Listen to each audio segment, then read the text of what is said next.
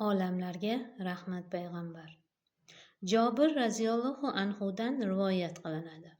Biz Handaq kuni chuqur qaziyotib, qattiq yerga duch kelib qoldik.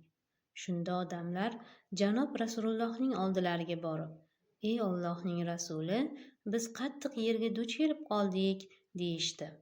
Janob Rasululloh ularga "Men tushaman", dedilar-da o'rnilaridan turdilar. Lekin qorinlari juda och edi. Chunki 3 kundan buyon tuz totmagan edik. Janob Rasululloh cho'kishni oldilar, so'ng chuqurga tushib, zarb bilan qattiq yerga urdilar. Qattiq yer ushalib ketdi. Shunda men, "Yo Rasululloh, menga izn bersangiz, uyga borib kelsam", deb javob oldim. Uyga borib xotinimga, "Janob Rasulullohning juda och qolganliklarini sezyapman. Biror yegulik narsang bormi?" dedim. Xotinim, "Ha, ozgina arpa bilan bitta uloqcham bor", dedi. Men uloqni so'ydim. Xotinim arpani to'yib un qildi. Go'shtni qozonga soldim-da, janob Rasulullohning oldilariga bordim.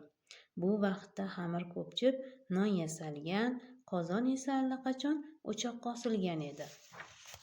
Men janob Rasulullohga, "Menga bir oz taom tayyorlab qo'yishgan ekan. Yo Rasululloh, o'zingiz bilan 1-2 kishini olib men bilan yuring", dedim. Janob Rasululloh mendan, "Taomingiz qancha?" deb so'radilar. Men bor taomni aytdim. "Ko'p ekan, juda yaxshi. Xotiningizga ayting, men borgunimcha go'shtni qozondan, nonni tandirdan olmay tursin", dedilar.